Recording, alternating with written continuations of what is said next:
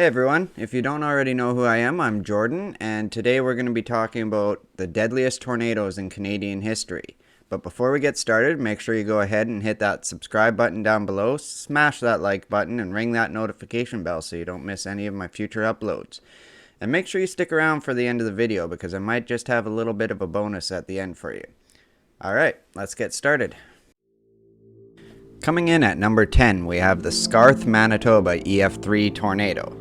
This tornado touched down in the early evening hours of August 7th, 2020 near the town of Scarth, Manitoba, which is along Highway 83 just south of the town of Virden. This tornado unfortunately hit a farmyard in the area, causing extensive damage and killed two 18-year-olds when it tossed the vehicle they were driving into a nearby field.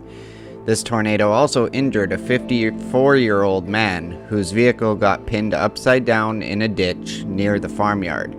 This tornado was given a preliminary rating of EF2, but was later upgraded to EF3 after damage surveys were completed.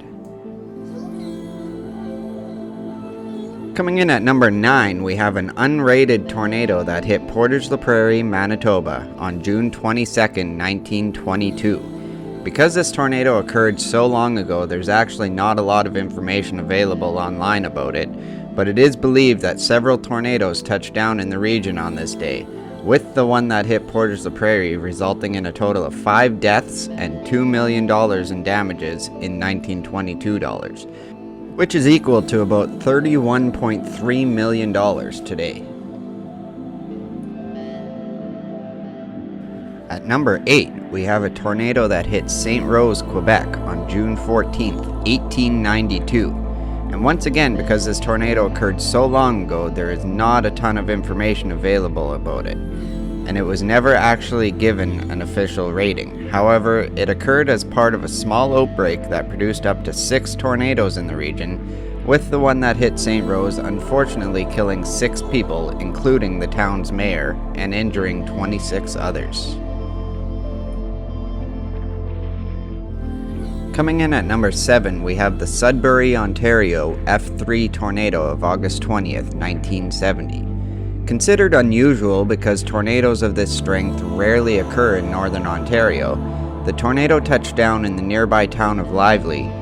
The tornado then tracked quickly eastward into the city, hitting the town of Coppercliff and the neighborhoods of Robinson and Lockerbie over the next 10 minutes. The storm continued through North Bay, uprooting some trees in the wilderness, but avoiding any damage to the city. It then tracked southeasterly towards Ottawa, leading the federal government to order a precautionary shutdown of its offices in the capital. But the storm weakened around Chalk River and only a few millimeters of rain actually fell on Ottawa by the time it reached the city.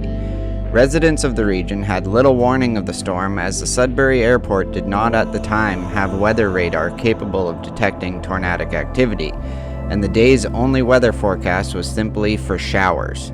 The first public indication of the twister instead was a phone call to CKSO from a woman frantically reporting that her house was blowing away. 6 people died and 200 were injured in the tornado, which caused an estimated $17 million in damage. Coming in at number 6, we have Barrie, Ontario. On Friday, May 31st, 1985, a short-lived but devastating violent F4 tornado affected the city of Barrie, Ontario. The tornado was part of a larger outbreak that spanned both the preceding and the following day. The outbreak spawned several long-lived cyclic tornado-producing supercells over portions of eastern Canada and the Great Lakes region of the Midwestern and Northeastern United States, one of which eventually generated the Barrie tornado, which ended up killing 8 people, injuring 155 people, and causing $150 million in damage in 1985 dollars, equal to $326 million today. At number 5, we have the Windsor, Ontario tornado of April 3, 1974. This tornado was part of the 1974 super outbreak, which was the second largest tornado outbreak on record for a single 24-hour period, just behind the 2011 super outbreak. It was also the most violent tornado outbreak ever recorded, with 30 F4 and F5 tornadoes confirmed. From April 3rd to 4th, 1974, there were 148 tornadoes confirmed in 13 U.S. states and the Canadian province of Ontario. The tornado that hit Windsor resulted in 9 fatalities. Coming in at number 4, we have the Pine Lake, Alberta tornado. On July 14th, 2000, at approximately 7 p.m., an F3 tornado tore through the Green Acres campground at Pine Lake in central Alberta, killing 12 people and critically injuring more than 100 others. Pine Lake is a recreational area approximately 25 kilometers or 16 miles southeast of Red Deer and 150 kilometers northeast of the city of Calgary.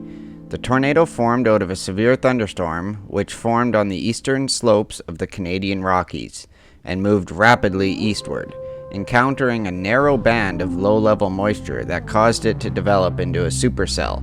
It touched down about 5 kilometers west of the campground and was on the ground for approximately 20 kilometers. This was the first deadly tornado in Canada since 1985. At number 3, we have another strong tornado in Windsor, Ontario. This one on June 17, 1946. The most powerful tornado to strike Windsor, Ontario, moved through the town at F4 intensity. The tornado touched down near River Rouge, Michigan, then crossed the Detroit River and made landfall in the Brighton Beach neighborhood of Windsor. It then cut across southern Windsor and northern Sandwich West Township, Ontario, now the municipality of LaSalle, Ontario. Along a path 60 kilometers in length, it also cut across Highway 3 before weakening somewhat. The storm then touched down as an F4 again at the modern-day intersection of Walker Road and Grand Marais Road, near the center of the city. This tornado resulted in 17 fatalities and caused $9.6 million in damages, equal to over $141 million in today's dollars. Coming in at number 2, we have a very well-known and famous tornado, known as the Edmonton Black Friday tornado. The Edmonton tornado was a powerful and devastating tornado that ripped through the eastern parts of Edmonton, Alberta, and parts of neighboring Strathcona County on the afternoon of Friday, July 31st, 1987. It was one of 7 other tornadoes in central Alberta that same day. The tornado peaked at F4 on the Fujita scale and remained on the ground for an hour, cutting a swath of destruction 30.8 kilometers in length and up to 1.3 kilometers wide in some places. It killed a total of 27 people and injured more than 300, destroyed more than 300 homes, and caused more than $332.27 million in property damage at 4 major disaster sites, which is equal to about $665 million today. The loss of life, injuries, and destruction of property made it the worst natural disaster in Alberta's recent history and one of the worst in Canada's history. And finally, coming in at number 1, we have the Regina cyclone. The Regina tornado of 1912 was an F4 tornado that devastated the city of Regina, Saskatchewan on Sunday, June 30th, 1912. It remains the deadliest tornado in Canadian history with a total of 28 fatalities and about 300 people injured. At about 4:50 p.m., funnel clouds formed and touched down south of the city, tearing through the residential area between Wascana Lake and Victoria Avenue, and continuing through the downtown business district, rail yards, warehouse district, and northern residential area. The worst damage was in the residential area north of Wascana Lake and the central business district. Many buildings, both brick and wood, were entirely destroyed. The new Central Library building was opened May 11, 1912, and just 6 weeks later, the new library was now among the many buildings that suffered damage. This tornado also rendered about 2,500 people temporarily homeless. Alright, now if you've made it this far, you probably remember me saying to stick around for the bonus at the end. You may have noticed during this video that the highest rated tornado out of any of them was an F4. And the reason for that is because Canada has only ever experienced one F5 tornado, which amazingly resulted in 0 deaths, which is why it was not included in our list of deadliest Canadian tornadoes.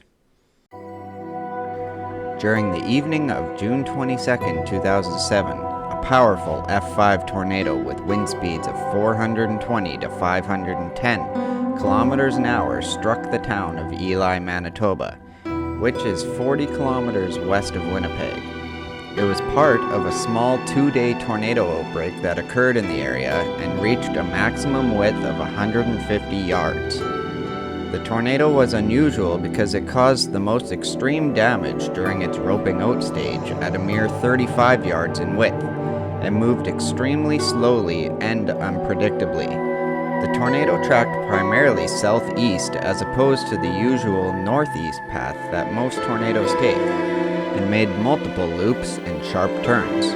While several houses were leveled, no one was injured or killed by the tornado. A home in the town was swept clean off of its foundation, justifying the F5 classification. This makes it one of the strongest twisters on record since 1999, and one of only 9 to be rated F5 or EF5 between 1999 and 2011 in North America. The tornado caused damage of an estimated $39 million. Because Environment Canada adopted the enhanced Fujita scale in 2013, there will be no more tornadoes with an F5 rating, making this one the first and last confirmed F5 tornado in Canada. Thank you all for watching, and if you liked this video, please smash that like button, and if you want to see more videos like this in the future, make sure you click that subscribe button and ring the notification bell.